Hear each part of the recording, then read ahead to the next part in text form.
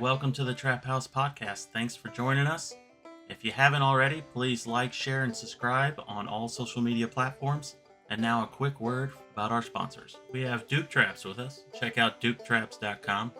They manufacture over 40 different models of cage traps, coil and long springs, and body gripping style traps, as well as one of my personal favorites, the powder-coated dog proofs. Check out duketraps.com. Need a place to sell your fur? Check out Groenwald Fur and Wool Company. Over 50 years in the fur business, the largest and most experienced direct receiver of wild fur in the world. Check out their website, gfwco.com. Top Lot Stretcher Company. They have all the fur processing tools you need to get the job done in the fur shed. From push pins to wooden stretchers, they got you covered. Check out toplotstretcherco.com. And this one's for the ladies that don't mind getting their hands a little dirty setting some traps. We have Trapping Girl Inc. with us. Check out their website, trappinggirlinc.com. They have a great selection of women's apparel, kids apparel, baits and lures, and trapping supplies. Check out trappinggirlinc.com. J3 Outdoors. They make American trapping products designed for maximum trapline efficiency with products like the Hags Bracket and Spring Clip, as well as the Universal Lock and Beaver Rod ends. Get the tools you need to get the job done. Find out more at j3o.com. And there's only one true way to start out the day on the trap line, and that's with a hot cup of coffee from Trapline Coffee. They have great tasting blends to choose from, as well as chocolates. Head over to traplinecoffee.com for more. Weeby Knives. Check out weebyknives.com. They have a great selection of skinning knives, fleshing knives, fur handling tools, and they'll give you the edge you need to get the job done, and you guessed it, they're wicked sharp. Check out weebyknives.com. And we'd like to welcome the newest sponsor to the team, No BS Lures. Don't let the name fool you. There's more than just bait and lure. This company offers trapline tools and hardware, fur handling supplies, and the No BS traps. Check out nobslures.com. And last but not least, Hoosier Trapper Supply, home of the Top Dog Predator Bait, Jet Fuel Predator Lure. We offer a complete line of trapping baits and lures, deer scent, trapline tools and hardware, fur processing tools, and special package offers. Head over to HoosierTrapperSupply.com. All right. Thanks for being here. You didn't even know you were going to be. This is our first live podcast, actually. Usually we do these on Zoom or in person one-on-one, so this is pretty cool. Normally, Paul's been on the show before, but Ivy and Bret have not been on. And we usually start these off with kind of a brief background of how you guys got involved in the outdoors in general. Maybe like were your parents involved or just how you were raised and how you got into where you are now, basically. If you guys want to pass the mic back and forth and kind of just fill us in. Oh, okay. Hi, my name is Bret Bohn. I was born in Anchorage, Alaska.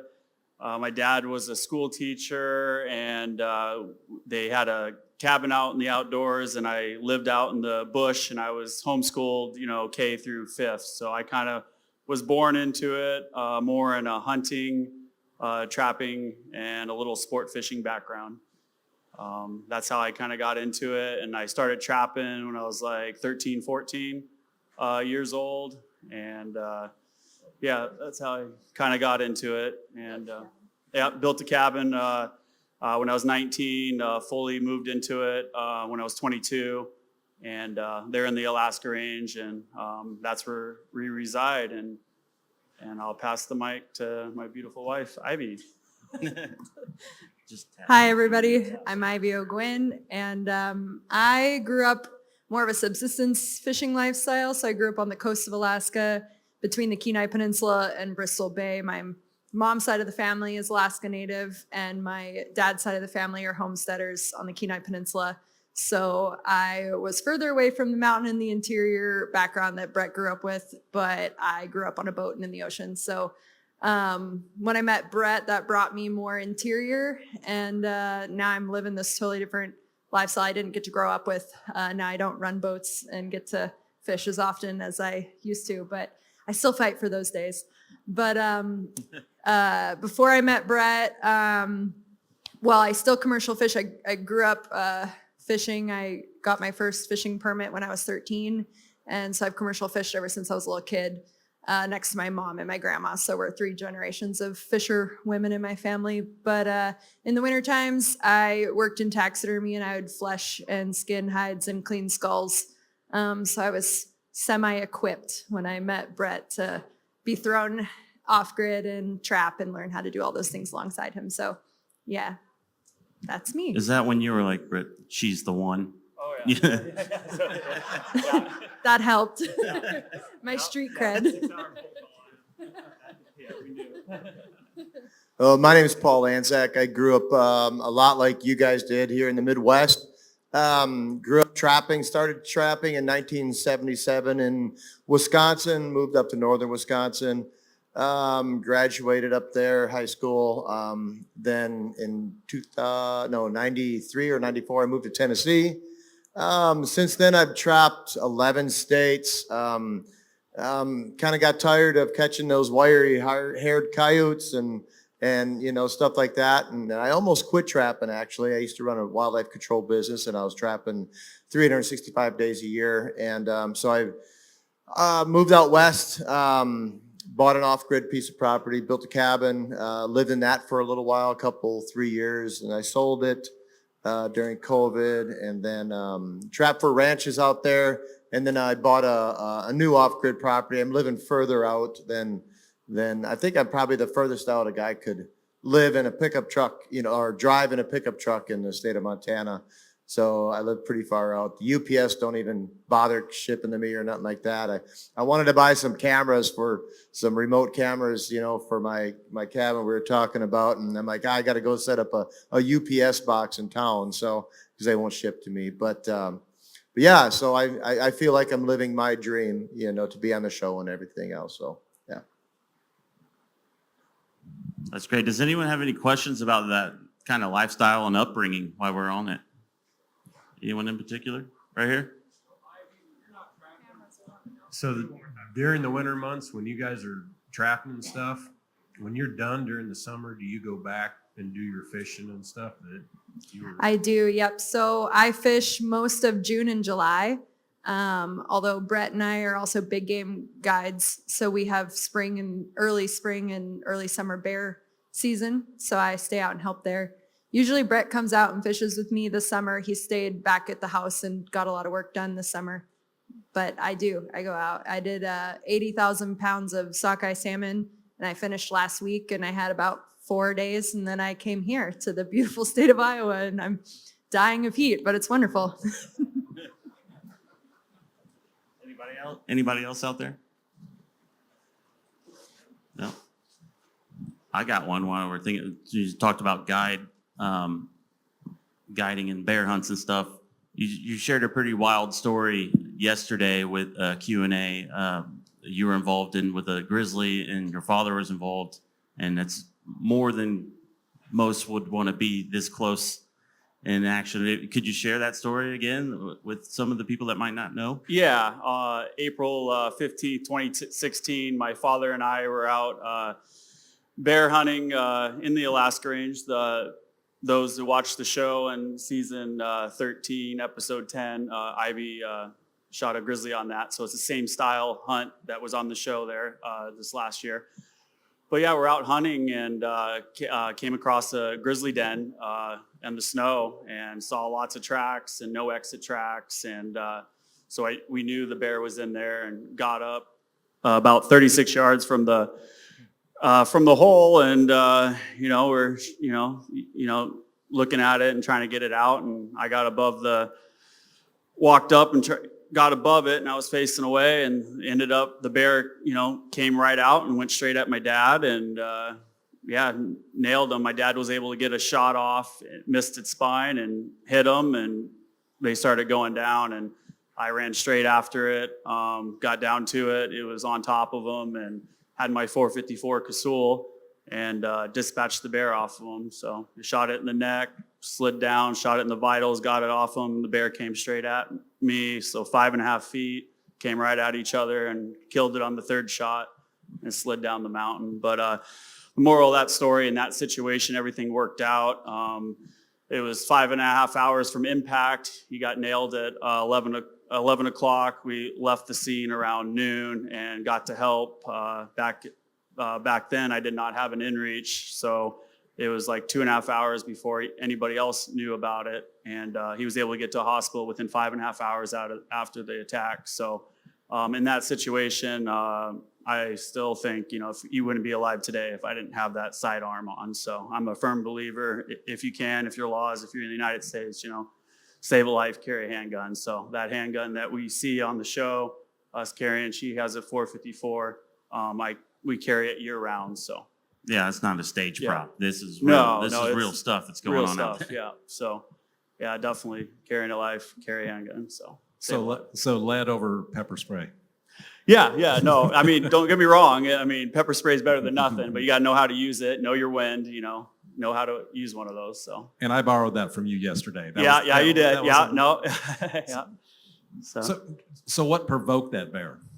They're just, I call them snow bears. They're just mean. So just voice, yelling at the hole. It just, when it came out, it heard my, Bret, he's come, it just went straight at him. So nice big boar, so they're mean, we're in his neck of the woods. So just like human reaction, every situation's different. Bear, they're kind of, you can kind of predict them, but they're unpredictable, so, but yeah. You had mentioned, so have you had other close calls when you're in the wilderness? Yes, over my guide career, I went to college and was going to be an air traffic controller, have an aviation background. I'm a private pilot, float rating, tail dragger. But I was going to be an air traffic controller, and then when I went back in like 2009, 2010, they kind of had a hiring freeze. So I started guiding in 2010. So I've been guiding for 15 years. And own outfit, BBB Alaska Outfitters and Guide Services for the last 10 years. And my wife, we guide together under that. So so that's kind of my background. I shot my first big game animal in '94 when I was 7 years old with my dad. And I'm just kind of going back to the story. I was 7 years old, and I was like, cool, this is so, cool. My dad's going to shoot a bear. He's 77, it's probably one of the last times I'm going to, see him, shoot something. So that was kind of going through my head when we were walking up, trying to touch back to that story.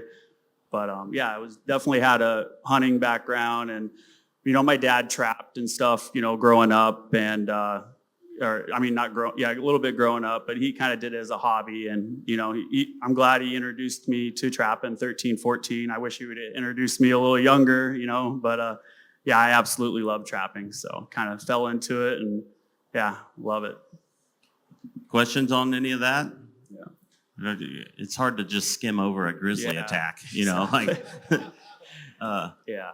He is good now. You could touch on that. Yeah, no, I absolutely, besides trapping, I think brown grizzly, grizzly brown bear is one of my favorite things to hunt, the predators. And, a lot of areas in Alaska, it's amazing how many moose calves they can kill in the spring and May and June. And, just kind of predator management, Were you able to keep the grizzly bear? You have to have a tag, or was that? Oh yeah, we were hunting, hunting grizzly bears. It was a personal hunt. It was my dad and I. It was a nice male. Yep, we're able to keep it. Yep.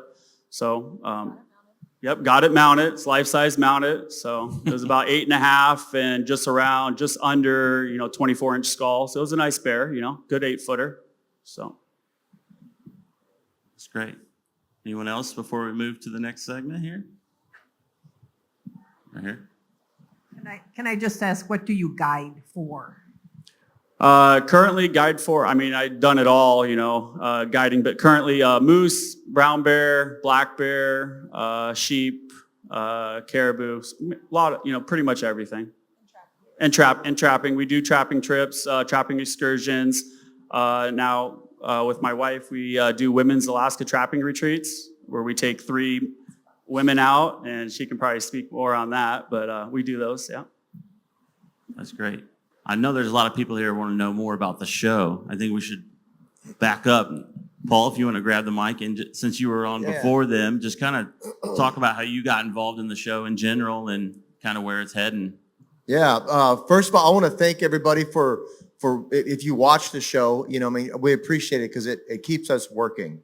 It really does, because it is driven by ratings and views and all of that. So So we appreciate that. And it's going to air pretty soon. Season 14 will air real soon, coming up in September. We can't really give an exact date or whatever and whatnot. But there's a lot of misconceptions about on kind of how it works. When I got on the show, of course, I've trapped all over the place. I know a lot of people, and they say, "Oh yeah, I was approached to be on the show, and I don't want that camera in my face, for 6-8 months, and it's going to ruin my trapping and all of that." And that's really they passed up a great opportunity because it's really not how it works.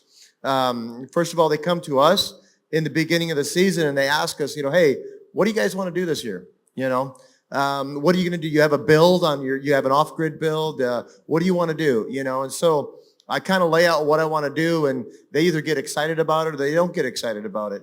And then we plan a date around it. Like if it's a coyote episode, I'm trapping Judith Basin or something like that. They know they're going to come out sometime in October. So we gear up around that, when is the best time to film coyotes, trapping in the Judith Basin around October. And so each episode takes about 3.5 days to film. And then so they stay for a week and we get 2 episodes and then they're gone. And so I plan my trap line around that, you know what I mean? And so I know I'm going to have to slow down for that week. I know I'm going to have to cater to these guys and let them get good angles and trust me, I get aggravated because I'm one of those numbers trappers too, and I want to keep going, but it had to slow me down. So, and that's just kind of how it works, how I got involved in it was, Tom Orr needed some snares. I was filming some YouTube up on the mountain, doing some wolf trapping. And I ended up getting a signal on my phone and I seen a missed call from Tom. And when I got back to my cabin, I called him up. I never met him before. And I always watched the show and everything, dreaming about living in Montana. And so I called him up and he's like, "Yeah, I need a couple wolf snares." I'm like, "No, buddy, you need like more than a couple. You set up a spot for wolves, you're going to need 20 minimum, And so I told him, I said, "Yeah, hey, I'll meet you in Libby. I want to buy you lunch. I want to meet you. I want to shake your hand, and so we sat down. If you know anything about the Orrs, you don't just say, "Hey, how's it going? Let's have a cheeseburger." And 10 minutes later, you're out the door. It's with them, it's a relationship. It's a conversation. And you end up spending 2 to 3 hours with them, and so Tom and I sat down for about a 3-hour lunch. And he's wanting to see my YouTube.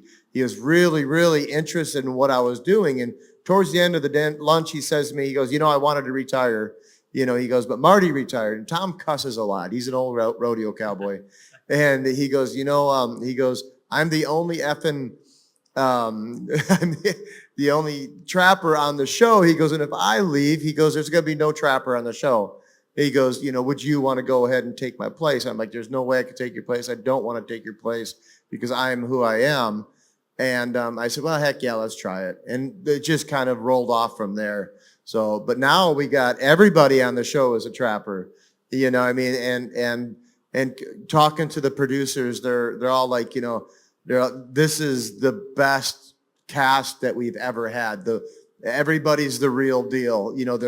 Everybody's really, really proud. We're all proud of all the cast members and what we're doing on the show. So this season 14 is going to be epic coming out. So go How ahead and we got on? share how you guys got involved in the show. That'd be great. We don't have that good of a legacy story. We were found on our social media, just on our Instagram. We don't do too much for social media, but we share photos and videos on our personal Instagrams. And so one of their casting directors found us on there and had reached out to us. And Bret had a little bit of background in TV. He was a bear guard and a safety manager for Life Below Zero for a season. And so he and that show can tend to be a little more like on the drama side of you're not going to make it through the winter. So his experience with TV was a little maybe not for him. So initially we weren't very interested in doing it. And they had sent a bunch of producers to come up and film or interview a bunch of people in Alaska. And by the end of their week, I mean, they were a couple hours from hitting the airport and they were really just kind of begging and calling, like, "Just meet us, just chat with us."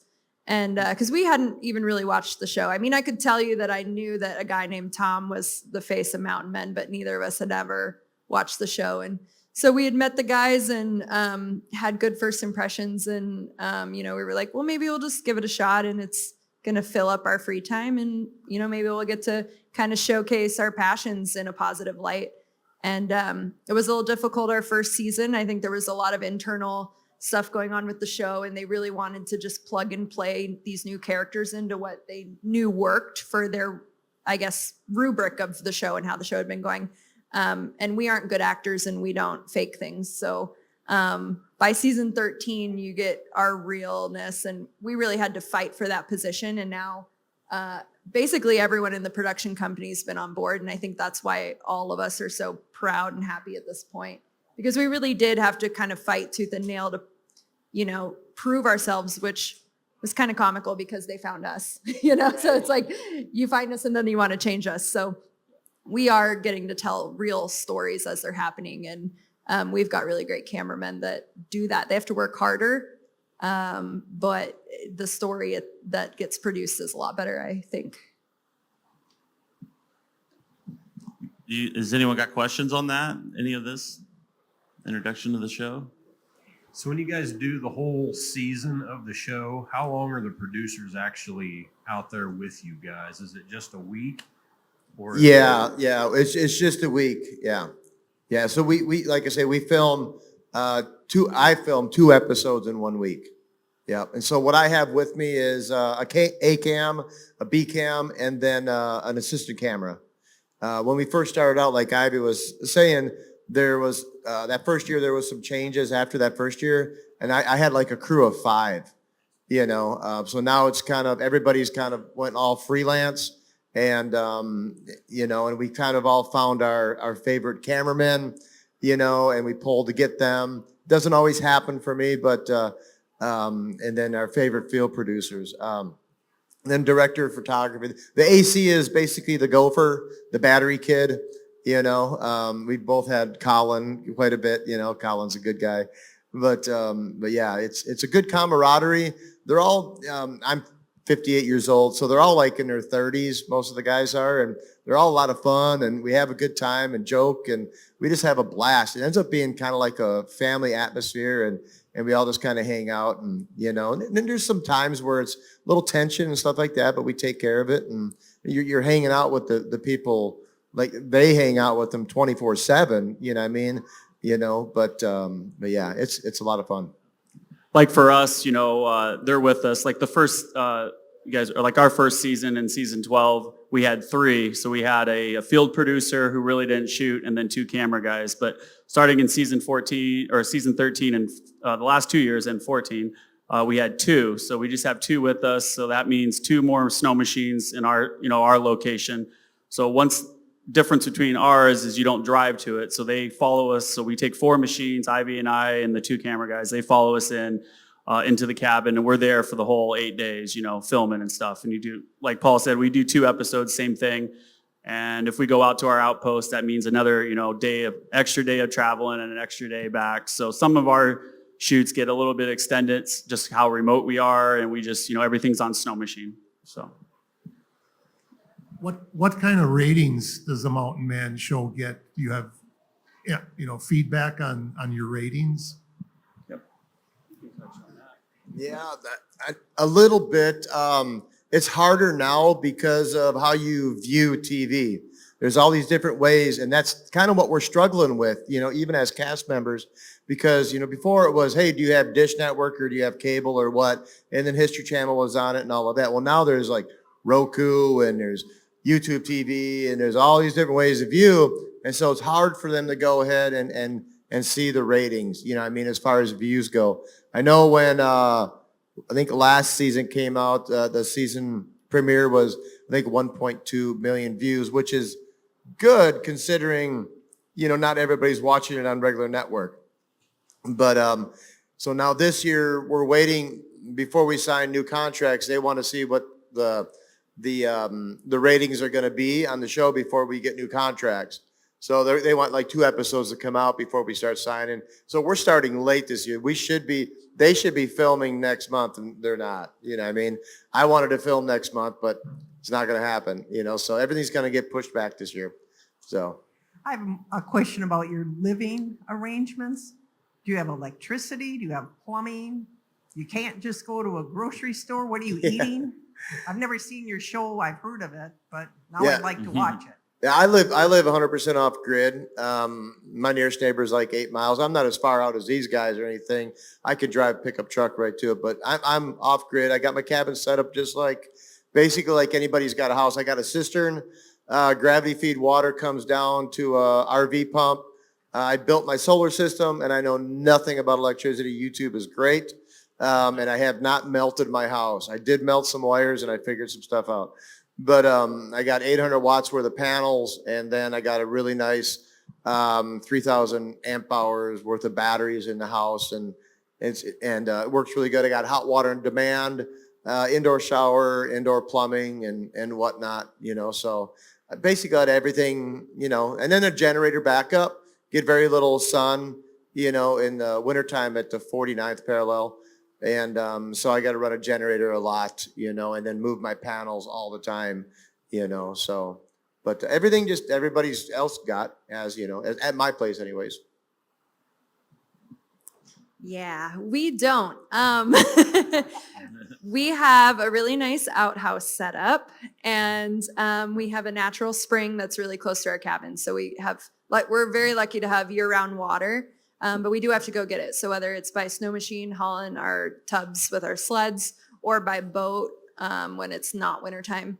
So we don't have running water, but we have everything fully set up in the house with sinks and whatnot and buckets. And you would think that the water would work, but it doesn't. And then we have a sauna in the back of our cabin, a nice addition, and we have a camp shower. So we heat up our water in the cabin there. And what else? Oh, and we haul in all our gas, and we got gas and propane, and we have a solar system now. So yeah. Our food, we haul it in. Yep. So when we travel in and out, luckily, well, now we're really busy with all winter long with the TV show and with clients with our trapping tours. So we're in and out every 2 weeks or so for a day or a night in town. So we're able to get supplies, and it takes us basically a whole day to get back into the cabin. So we're getting to do more Costco runs and things like that for the little things we need, but we definitely have to pre-plan. And we eat a lot of wild game, so that substitutes all our protein and whatnot. But in terms of veggies and other types of drinks and stuff that people like, we gotta plan and haul it in. It's a lot of work. Yeah, Actually- and then, no, you're good. Yeah. I didn't want. No. I have a quick question then for you guys. How did the camera people power? Did they have solar things to charge their batteries at your place? Or? Yeah, there you go.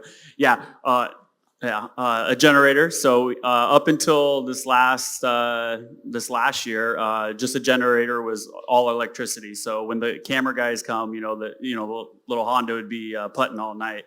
But now we just installed a solar system, and that's on there. And we got I think it's like 360 watts. We got about 1,400 watts of panels. We got 4 nice batteries. And we're really starting to see the rewards on that. Right now everything's shut down, and there's a chest freezer running right now as we speak off of the sun. So that is great. But in the winter, a little bit more extreme where we're at, we're just basically charging batteries. So this year was our first year with it. It's kind of nice because, we run the generator. Usually, you run it when you're inside, but now it's just like, run it for 3 to 4 hours, charge the batteries, and depending on the load, you're running 24 to 36 hours just off batteries. You get a little warning, and then you fire it back up, charge those batteries back up. So, Yeah, it's a lot of pre-planning. So like in the winter for me, I plan how I'm going to use my power. So like if I'm going to do some welding, then I'm going to do my laundry, and my batteries are low, then I, of course, as soon as I fire my generator up, it starts charging right away without even me asking it to. But so when that generator's running, I'm doing all the heavy stuff. Is that what you guys do? Yeah, you get it all done, man, So, or when you got really, really good sun, you're like, oh man, I'm bringing in like 800 watts. Awesome. I can go ahead and do this. You're always monitoring the amount of water you're using and the amount of energy you're using. So LED lights, those little wafer lights, They're awesome. 1.4 amps they pull, and that's about it, very little, and a lot of light. So yeah, you monitor everything you're using. How wash a load of laundry by me, it's like 40 gallons of rainwater. I know exactly about what it's going to be, so yeah.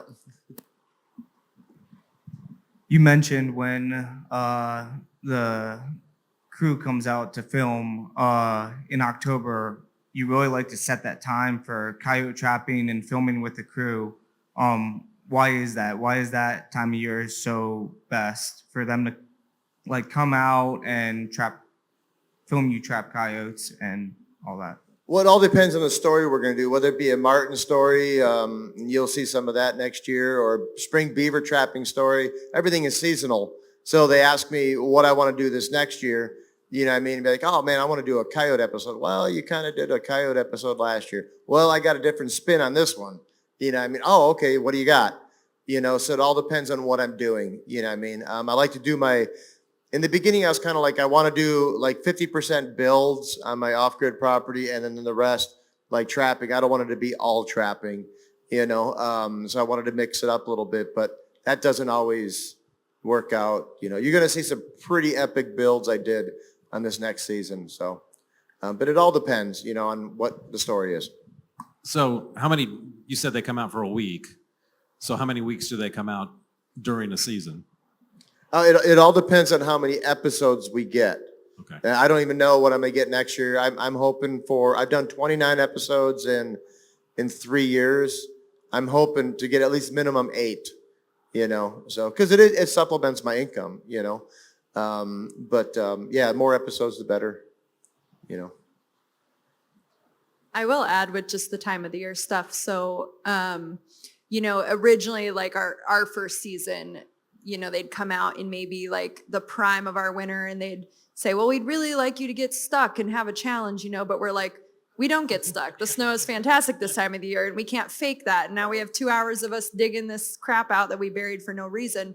We're not going to do that. And so after you fight them tooth and nail on all their ideas, then the next season they go, well, we really want to film you guys like kind of struggling and breaking trail. And when would that be? And we're like, November, come on out, right when we start breaking trail. So then they start pre-planning. So a lot of that, they're like, okay, we'd want to see you build something and have it be kind of challenging. And it's like, okay, well, we normally wouldn't do this build as the lake's starting to freeze, but hell, let's do it, come on out. And you can watch us struggle while the lake's freezing and we're trying to build stuff.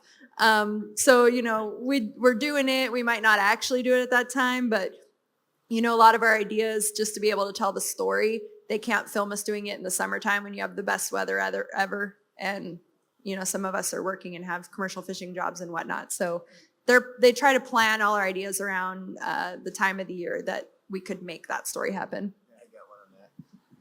So I think it was last season when it aired, I put my cistern in. They filmed me put my cistern in, and it was really boring. You're on an excavator, you're digging a trench, you're laying down the pipe, you're putting the tank in and all that and bringing it into the house, and they're like, oh God, this is so boring.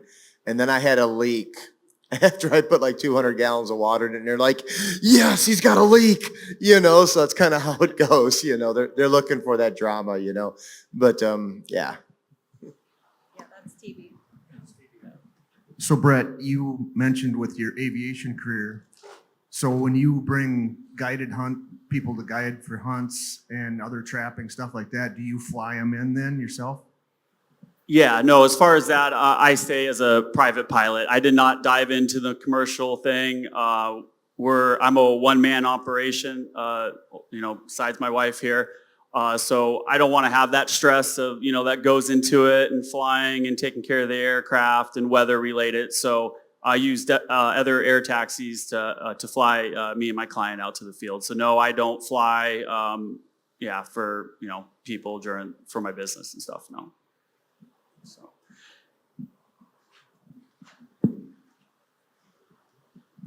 I was just curious, when you guys are out hunting and trapping, like with the camera crew's presence, does that interrupt your success out in the field because there's more disturbance?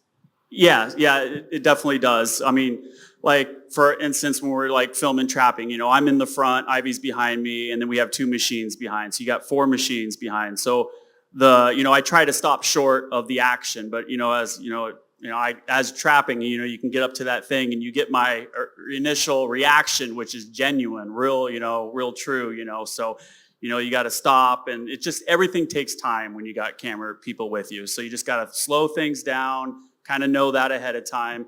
But it definitely, as far as hunting, yes, I would say trapping, they're in the trap already. So, but for hunting, yes, like if it's not on camera, it never happens. So you got to wait. I mean, there's been several incidents that, we could have shot the animal, but the cameraman wasn't set up. It's a lot of, all respect to them. They're real good. They're younger that they send out, our age. They're, and for us, it's remote. So it's, the best of the best from the production company.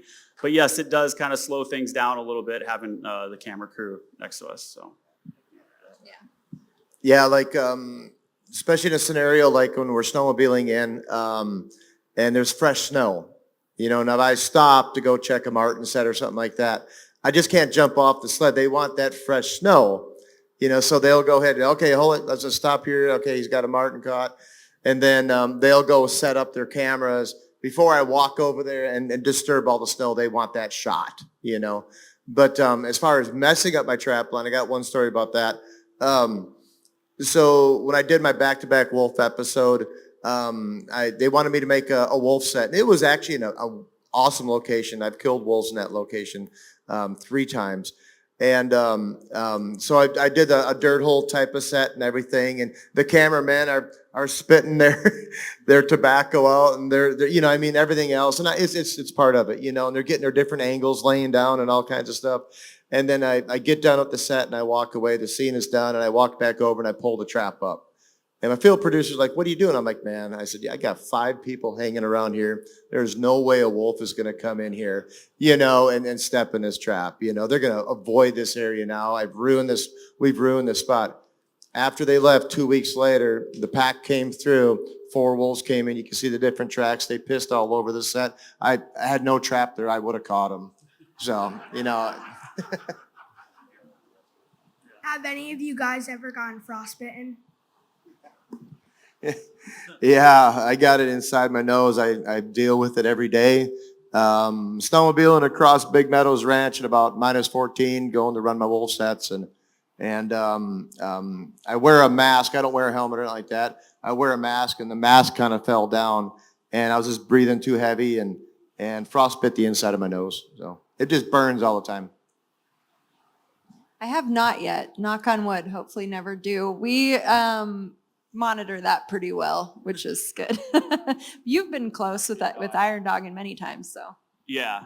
No, I got frostbit when I was 20 years old. I got a little triangle right here, 38 below, camping with my dad in a tent. So I got a little wind burnt right here. So every now and then, I mean, nowadays we got nice, face masks and nice Oakley goggles covering that up. But when it gets down to like 20 below or colder, I kind of watch that spot. It's like getting sunburned, so it always, right about there.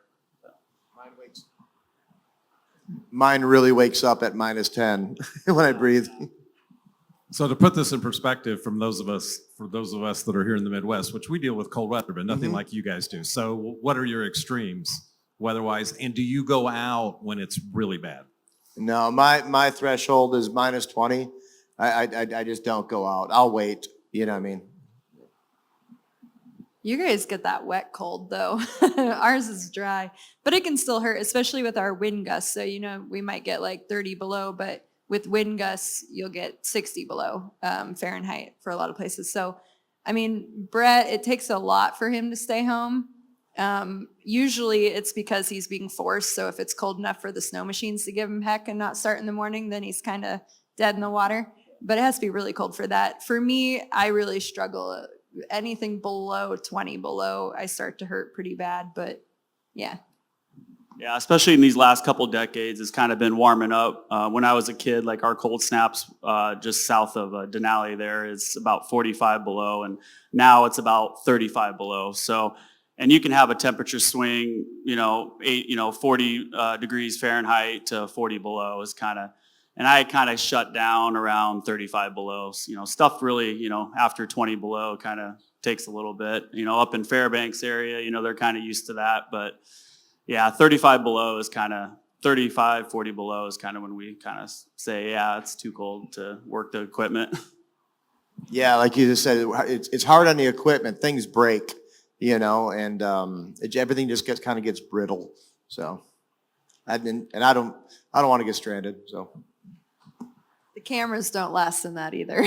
Your GoPros get about 2 minutes on them, and then you're struggling with batteries all day.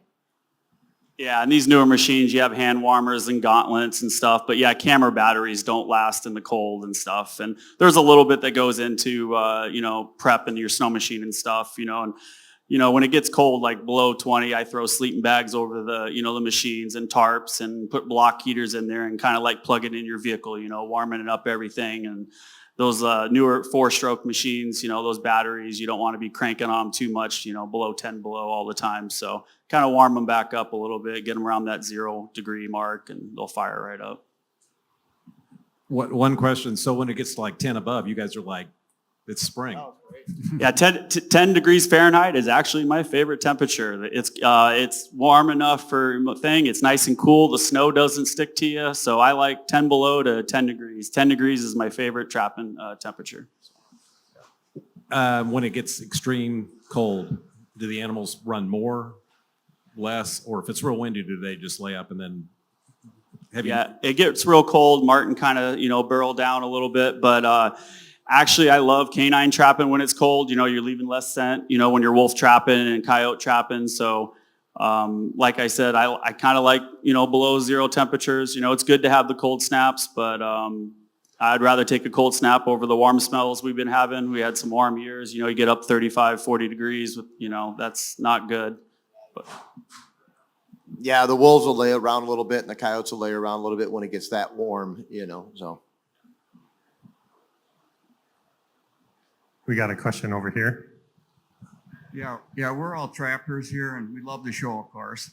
But one of the complaints, and it's not you guys, the trappers, the producers, inflated fur prices. I mean, we're trying to sell fur down here, and just to sell the fur, and then the producers are telling us on TV these outrageous prices. I mean, most people here are going to agree. Comments on? Yeah, I can add to that. Yeah, you talking about like when they say Tom Moore selling a beaver for $400 or something like that, right? Yeah, that's a good example. Yeah, okay, so actually it's the truth, okay? And here's the truth to it. Well, Tom, he'll take that, I know Tom real well. He's a really good friend of mine. He'll take that tail off of that beaver and he'll make a knife sheath, okay? So he sells that knife sheath for $300. I've seen some go for on the auction for $850. And it's just because it's stamped Tom Moore, okay? And that's what it is. Then he'll take that beaver hide and he'll go ahead and he'll hoop it. He'll get another $400 for that because it's stamped Tom Moore. So it's not BS about it. It's just how he's marketing it. My coyotes, I've ran out of coyotes, wall hangers. I sell them tanned with my stamp on it for $175. And it's just all because of the show, So yeah, it's. So if I do it, I'll get like $2. No. I'll stamp it and I'll be in there. But that's just kind of how it works. It's just a niche market. Now, I sold, you guys, I don't know if you heard of the Willowbend's Trading Post up in the Yak.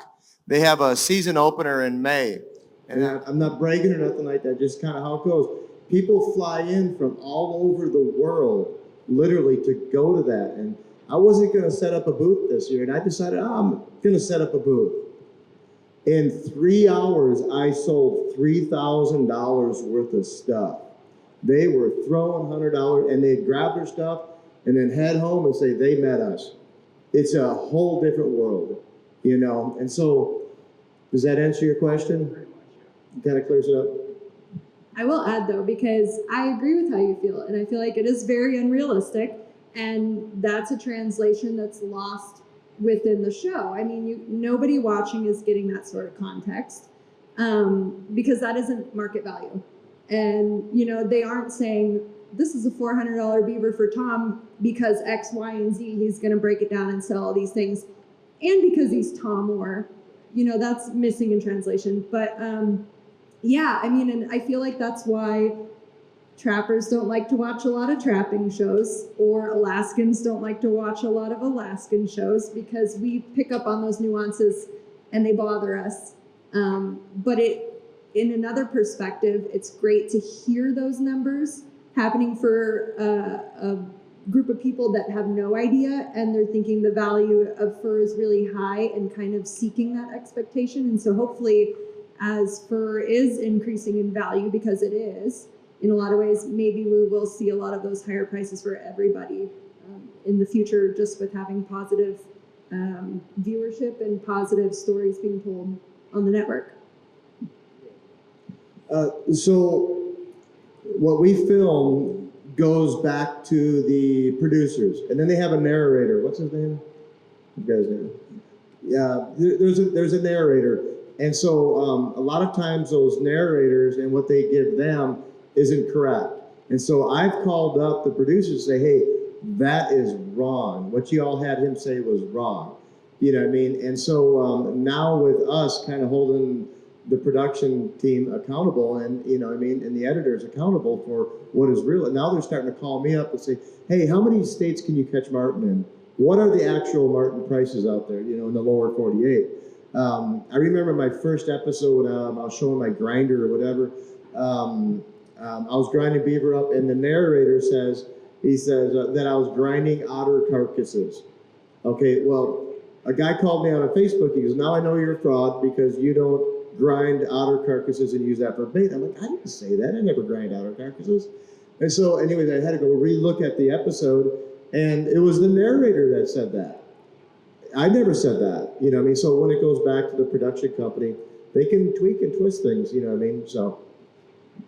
Yeah, a lot of times we have to fight just to see any of these cuts before final production. A lot of times, a lot of us haven't seen anything since filming until it's aired on TV, and then it really pulls on your heartstrings because you're like, oh, okay, that's really annoying. You know, you can't watch it with any of us because we'll be like, no, that didn't really happen, or you know, like it's pretty close to story but little nuances.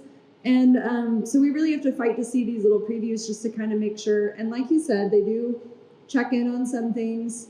A lot of us are pretty direct on our story notes because they get all this footage sent back to someone fresh out of college that watches days worth of crap of us just doing whatever, and then they have to make notes and make things match up to cut it down to fit into a faster story.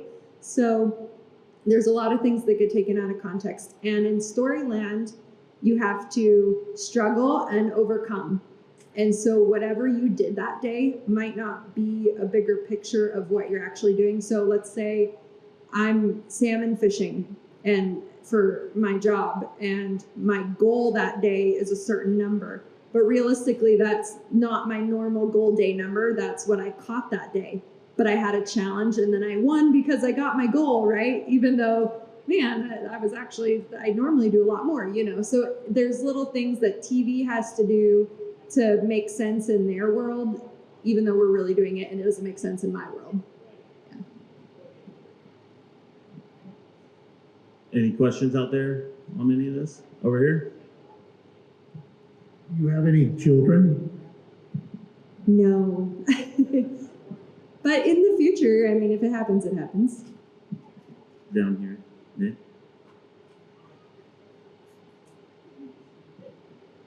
I just wondered what species of fur you guys have found to be the warmest to wear. I like Wolverine, you know, it's frost resistant, but I like river otter and sheared beaver inside on my fur hat. That's kind of like, otters are real durable fur, and I like to use it. It's not going to get caught on things. So I like my river otter hat and Wolverine, yeah, for sure. I'm Alaska native, so I wear a lot of sea otter and seal, and that's my go-to. Seal is the most durable, it's waterproof, and with sea otter, it's the densest fur you could ever have, and it's also super water resistant. So I wear a lot of that. Yeah, for me, the same thing as Bret. You know, otter's more durable than anything. There's more hairs per square inch, Beaver would be my second, and then sheared beaver on the inside. Not in our hats though, where we're at, because it just gets too hot. But in our mittens and stuff, yeah. Right here. When you have such extreme climate in your area, how do you anchor a trap when it's that cold? You can't be driving a stake into the ground. When I'm wolf trapping and I'm running trail sets and stuff like that, it's almost about 80% drags, buried in the snow. If I can reach over to tree, aspen or something like that, then I'll anchor to that, if I got a long chain on it, but or pre-hook my drag. But yeah, no, I don't stake in when the frost is 3-4 feet. So. We don't stake either. With our wolf sets, they're on river mostly. That's where they travel, or off our trails. So we also use drag hooks. With the rest of our sets, we'll wire wrap them to poles. We do a lot of pole sets. We'll do a lot of tree bucket sets for our Wolverine. And then the only other time we'll stake is when we're doing beavers, and then it's not as frozen, but it's that early frost time of the year. Yeah, like for wolves, like 80% is drag hook, and our deep snow, they get tangled up in the alders, and we do put snares. So snares will be anchored to trees and big thick alders, and they kill them right on the spot, the wolves and stuff. So. Any other questions out there? Right here. We got like 8 minutes or so. I just want to make sure everyone gets in. Any questions or so? I had a brief conversation with Paul earlier about comparing fox, coyotes, and wolves. If you're trapping eastern red fox, you're going to expect them every night. It's like a 50% catch ratio. If you're trapping Midwest coyotes, if you're catching one, on a 10% ratio, that's pretty good. Paul was saying that his wolves are very unpredictable and mobile. If you guys would both answer the question, what do you find, what are your expectations in your wolf sets getting hit? It's always a good day when you see a wolf trap, because it's, wolves are, by me, my wolves are on about a 250 square mile home range. If they're hung up on a herd of elk or something like that, you might not see them for 60 days. I've learned that my expectations I got to be confident in what I'm doing, but my expectations have got to be low. Sometimes I'll run traps for 2 or 3 weeks and not even see a track, and you just drive by on a snowmobile and make sure everything's working. One thing I've always learned, what I learned was don't ever pull a wolf trap. If anything, add. As soon as you pull that wolf trap, they're going to go ahead and come through. Yeah, if you got a big ego and you need to have a catch to stroke that ego, you better not be a wolf trapper. But when you do catch, it's an unreal feeling, what the accomplishment. I don't care if it's a pup that you've caught or a big adult. The accomplishment is just actually overwhelming because they're highly intelligent animals. So. Our situation's a little bit different. We, in the Alaska range, we have a ton of packs, quite a few. There's one very large pack that we've been working on for a couple of years that keeps growing in size every year. And then we have a bunch of little ones.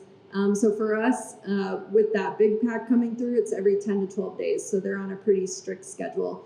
In our 600-mile trapline area, there's 2 big river systems that almost make a big parallel circle. So they run those rivers in our trails. So a lot of times, unless they get hung up on a moose kill somewhere for a night or two, we can schedule them to hit within a 24-hour period. They're in there. The only anomaly is if random packs or 2s and 3s or singles come in and hit one of those traps. So we're getting eyes on almost all of them every day, if not every couple days, for certain long lines of wolf traps. But we're able to kind of guess and leave certain areas alone and get them within a couple hours of them being in the traps. Yeah, and up where our, extreme weather, like for example, this last season, we had, in my whole lifetime, I never seen anything like it. We had a big warm spell, and it was like 3.5 weeks we couldn't even get on the river system. It flooded, and I mean, we're talking ice that went over 3 feet deep over my foot traps there for wolves on drag hooks. So that was challenging trying to recover those this year. So I kind of learned a little bit, but that was like a freak of nature kind of thing, kind of one of those once in every 40, 50 year, things that happen. But yeah, I mean, sometimes it takes 2 months, like last year, I'm just thinking of a particular wolf, like it took a whole 8 weeks, for that pack of 3 to come back through to catch that particular wolf that we were targeting. But yeah, I mean, like Ivy was saying, every 10 to 14 days, you got 2 or 3 packs, in there, and you just kind of pattern them and being out there and putting the trails in. They love traveling your snow machine tracks and the waterways and things like that. And we do catch not a lot like you guys do down here, but we catch a few coyotes off our wolf sets and in our snares and our foot traps. So, yeah, that's kind of, we do trap wolves mainly, and then the coyotes kind of get into those wolf traps. Well, it looks like we're out of time. Thanks everyone for sending in the questions and participating in this. This is really cool. If you have more questions, they'll be around. They'll be at their booths. If you want to come chat with them, learn more. I do want to plug in, Mountain Men Show. One day it might not, it will end. The seasons will end eventually, but you still will probably have your YouTube channel, so make sure you follow that. We'll be following you on Instagram. Check out Hoosier Trapper Supply, and if you got questions on the Trap House podcast, come by our booth, and we'll fill you in on it. But just want to thank y'all and thank you guys for being on and representing trappers in a positive light on national television. That's huge. Real quick, I want to say we've got people that come in our shop and they say, I've been watching Mountain Man and I want to start trapping. So you have had an influence on many. Thank you all. I appreciate all you guys watching the show and supporting trapping, and just glad to be here. Thanks for having us. Hey.